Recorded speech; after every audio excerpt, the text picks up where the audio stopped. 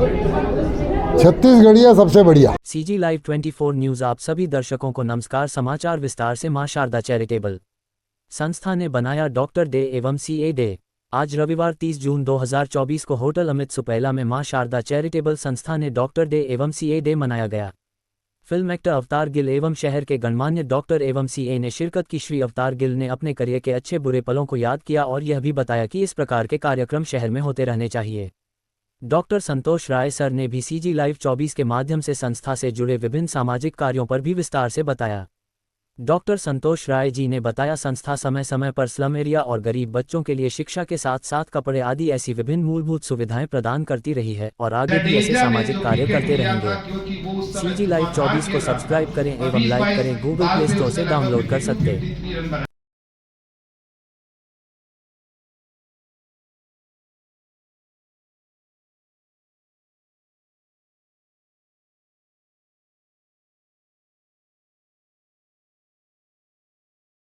Fail हो रहा है 6-7, कभी 0 पे, कभी 3 पे, 5 पे, 9 पे। कल खड़ा था जब जरूरत ही खड़ा था। He proved himself. I'm the best. I'm the greatest. That's why. Rohit Sharma ने कोहली, उससे बहुत लोगों ने इंटरव्यू में पूछा कि कोहली हर मैच में फेल हो रहा है, हर मैच में फेल हो रहा है, पूरे फाइनल का वेट कर। नहीं, वो क्या है कि वो बहुत कहते हैं cricket form is temporary but तो अपना मेरी तरफ से मुझे लगा आपकी तरफ से राइट उनका है, मेरी तरफ से आप देंगे।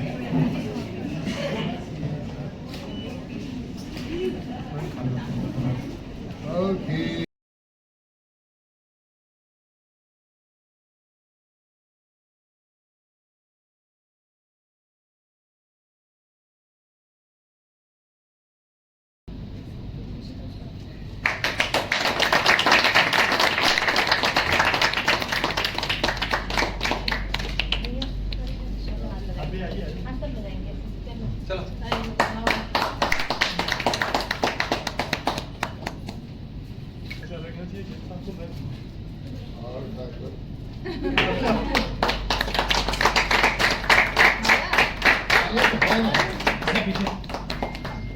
पास हो, हटना नहीं, पीछे हटा, पास हो, बहुत जगह छोड़ दिया।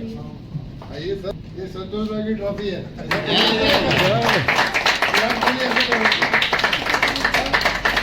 सर के इवेंट्स में आते रहे हैं सर जी लाइव में जी। तो आज के इस इवेंट में जो मां शारदा सामर चैरिटेबल ट्रस्ट है जी, इसके बारे में थोड़ी सी जानकारी दीजिए सर, इवेंट के बारे में। देखो यार, ये बड़ी अच्छी बात है कि डॉक्टर्स को उनकी जिम्मेदारी का एहसास दिलाना और आम जनता, क्या सारे जो इनकम टैक्स से डरते हैं, तो इनकम टैक्स और आम आदमी के बीच में एक आदमी जो उनको जोड़ता है वो CA होता है।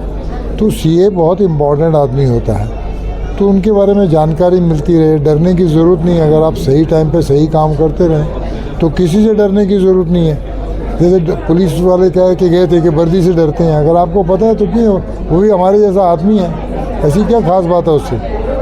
और अगर आपने कोई गलत काम किया ही नहीं तो क्यों डर रहे हैं उससे। इसी तरह आप अगर इनकम टैक्स की चोरी करते हैं तो आप सबसे ज़्यादा डरपोक हैं, क्योंकि आप डर रहते हैं पता नहीं कब पकड़ा जाऊँ।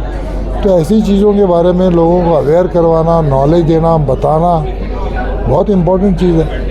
वो तो शिक्षक हैं, शिक्षक होने के साथ साथ ये काम कर रहे हैं, जो हमारी भी एज ए कुछ ड्यूटी बनती है सोशल वर्क करने के लिए।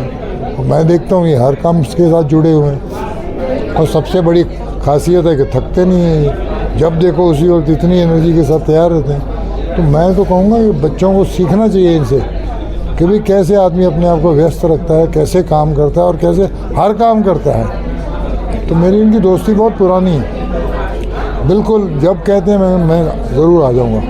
और इनकी वजह से मैं पता नहीं कितनी बार आ चुका हूँ। मैं रायपुर मेरा दूसरा घर बन चुका है। सर भिलाई में आपका पहले भी आना हुआ है, भिलाई शहर को किस तरह से देखते हैं और भिलाइयंस को क्या संदेश देना चाहेंगे सर? सर भिलाई शहर में मैं पिछले 12-15 साल से आ रहा हूँ, लगातार आ रहा हूँ। और जब भी आता हूँ मैं देखता हूँ, पहले तो रायपुर उतरता हूँ तो लगता है कि बदल गया, कुछ ना कुछ नया चेंज होता है। इसी तरह भिलाई में मुझे सबसे खूबसूरत बात ये लगती है कि पढ़े लिखे लोग हैं, जो लोगों को पता नहीं है। इतने स्टूडेंट्स हैं, इतने टैलेंटेड लोग हैं, शिक्षा का इतना ज़ोर है भिलाई में, तो मैं कहता हूँ कि कोई भी दुनिया का प्रॉब्लम अगर आप उसकी रूट कॉज देखोगे, जड़ में जाओगे तो शिक्षा निकलेगी। और सबसे बड़ा काम शिक्षा का यहाँ हो रहा है। तो मैं तो कहूँगा भिलाई वासियों को कि भैया लगे रहिए, जो कर रहे हैं काम बहुत अच्छा कर रहे हैं, कंटिन्यू करते रहिए। छत्तीसगढ़ को चलते चलते क्या कहना चाहते हैं आप? बताइए, जी, आपका जो सक्सेस होने का कारण क्या है? जो अभी इतनी देर से डिस्कस हो रहा था कि आप लगे रहिए, थकिए मत, तो कभी जीरो बनेगा, कभी सेंचुरी बनेगी। कल विराट कोहली को आपने देखा, तो अगर आप पिच पे होंगे तो सक्सेस भी होगी, फेलियर भी होगा। अगर आप पेविलियन में बैठ के खाली कमेंट्री करते रहेंगे तो ना सेंचुरी बनेगी ना कुछ होगा। तो ज़रूरी है कि आप लगे रहिए। सक्सेस कहाँ जाएगी भाग के, कब तक जाएगी, आएगी अपने आप। आपकी कौन सी फिल्म एकदम आपको पसंद आई, सबसे काफ़ी अच्छी फिल्म जो है आपने किया है, उसमें कौन सी अच्छी फिल्म? वो अभी उस फिल्म का मैं इंतज़ार कर रहा हूँ, जैसे ही मुझे मिलेगी मैं बताऊँगा आपको। मतलब किस टाइप का आप रोल करना चाहते हो, जो इच्छा जो है और उस टाइप का आपको रोल नहीं मिल पाया? देखिए, मैं चाहता हूँ कि एक बहुत ही स्ट्रॉन्ग आदमी हो, लेकिन उसका दिल जो है वो बिल्कुल आम आदमी जैसा हो।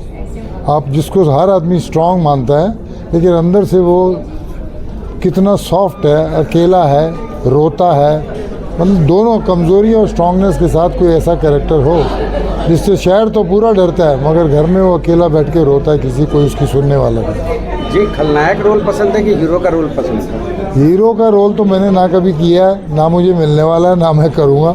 तो भूल जाओ, खलनायक के बहुत रोल किए हैं, वही मिलेंगे जब कभी खलनायक मिलेगा। के रोल में आपको कौन सा अच्छा चीज़ लगा जो खलनायकी गिरी में आपने किया, एकदम धुआंधार? नहीं, खलनायकी में ही सब कुछ होता है। कहीं हीरो तो काम होता है अच्छा का आदमी है, और मेरे हिसाब से अच्छा आदमी बहुत बोरिंग आदमी होता है कि साहब ये बड़े अच्छे आदमी हैं। अच्छा अच्छा नहीं, सब बहुत ही अच्छे हैं, अच्छा सब कमाल के अच्छे हैं। अरे भाई सुन लिया ना, आगे बोल ना।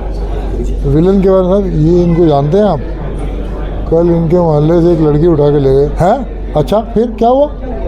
बहुत शराब पीता। अच्छा, पत्ते खेलता बहुत साहब, बड़े बुरे बुरे धंधे, स्मगलिंग भी कर। तो बुरे आदमी को होता है, इसकी इंटरेस्टिंग पर्सनैलिटी होती है, इसलिए उसको विलन को फिल्म में रखा जाता है, क्योंकि कहानी वही आगे बढ़ाता है। अच्छा आदमी बोरिंग आदमी होता है। कितनी बार कहोगे अच्छा अच्छा, सुन लिया यार। आपका सफ़र जो है बॉम्बे में आना कैसे हुआ?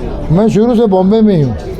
जी। तो फिल्म लाइन में कैसे घुसे आप? बस घुस गए सर, करते कोई तो करते। हाथ होगा आपके ऊपर? कोई हाथ ऊपर नहीं था, कॉलेज में ड्रामा करते थे, शौक हो गया, बस ड्रामे से करते करते लोगों के पास जूते तोड़ने शुरू किए, दफ्तर चक्कर मारने शुरू किए, सलाम करने शुरू किए। सर पहले भी आप संतोष राय सर के इवेंट्स में आते रहे हैं सर, जी भिलाई में। जी। तो आज के इस इवेंट में जो माँ शारदा सामर चैरिटेबल ट्रस्ट है जी, इसके बारे में थोड़ी सी जानकारी दीजिए सर, इवेंट के बारे में। देखो यार, ये बड़ी अच्छी बात है कि डॉक्टर्स को उनकी जिम्मेदारी का एहसास दिलाना, और आम जनता क्या सारे जो इनकम टैक्स से डरते हैं, तो इनकम टैक्स और आम आदमी के बीच में एक आदमी जो इनको जोड़ता है वो सीए होता है।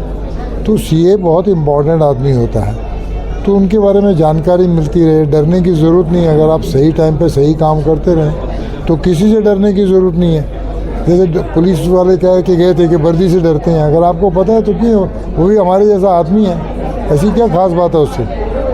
और अगर आपने कोई गलत काम किया ही नहीं तो क्यों डर रहे हैं उससे। इसी तरह आप अगर इनकम टैक्स की चोरी करते हैं तो आप सबसे ज़्यादा डरपोक हैं, क्योंकि आप डर रहते हैं पता नहीं कब पकड़ा जाऊँ। तो ऐसी चीज़ों के बारे में लोगों को अवेयर करवाना, नॉलेज देना, बताना बहुत इम्पोर्टेंट चीज़ है। वो तो शिक्षक हैं, शिक्षक होने के साथ साथ ये काम कर रहे हैं, जो हमारी भी एज ए कुछ ड्यूटी बनती है सोशल वर्क करने के लिए।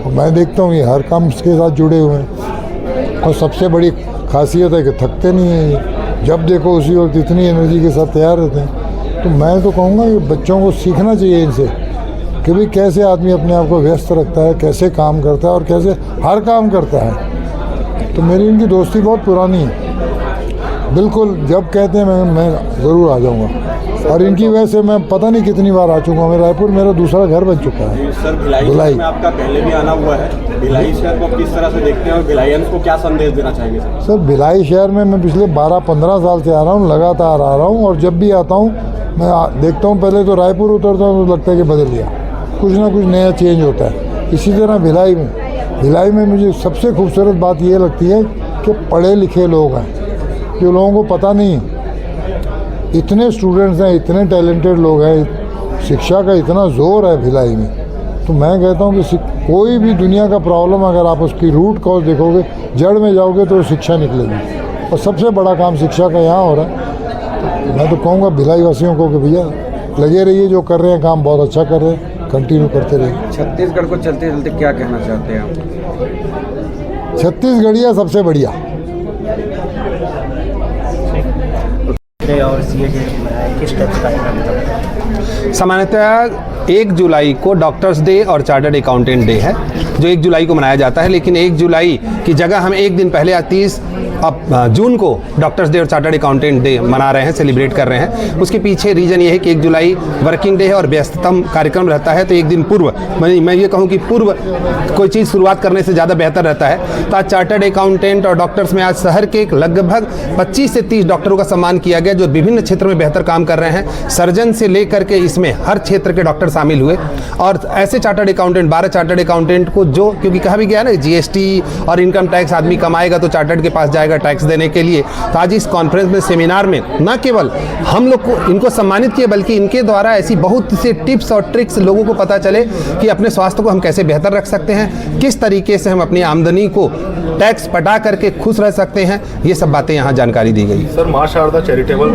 संस्था जो है सर, ये किस तरीके से सर समाज में काम करती है सर, उसके बारे में प्रकाश। माँ शारदा सामर्थ्य चैरिटेबल ट्रस्ट ऐसे बच्चे जो पढ़ने में बहुत अच्छे हैं, किसी वजह से नहीं पढ़ पा रहे हैं, उनकी फिनेंशियल कंडीशन खराब है, और अगर उसको बहुत अच्छे से प्रूव करते हैं तो उन बच्चों को पढ़ाने का काम। ऐसे लोग जिनको कपड़े, लिबास, एक कार्यालय है नेहरू नगर में जिसमें कि हर महीने के प्रथम शनिवार को उनको कपड़ा बांटा जाता है। इसमें यूथ की एक टीम है जो 25-30 बच्चे इसमें काम करते हैं। इसके अलावा 100 से अधिक सदस्य माँ शारदा सामर्थ्य चैरिटेबल ट्रस्ट में काम कर रहे हैं और निरंतर काम कर रहे हैं।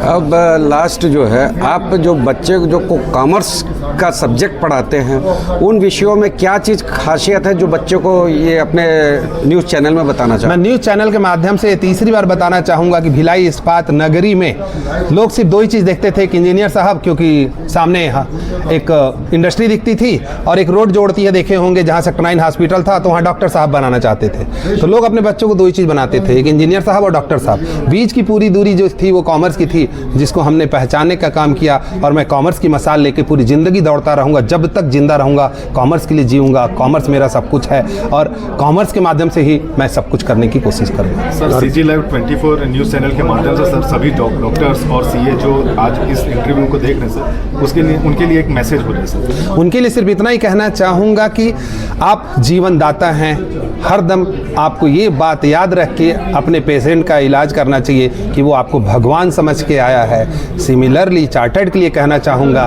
कि आप जिंदगी भर की कमाई हुई संपत्ति को व्यवस्थित तरीके से किस तरीके से लोग रखें, उसके बारे में पूरी ईमानदारी और पूरी शिद्दत के साथ बताइएगा। बस इतना ही कहना चाहूँगा। Thank you so much sir.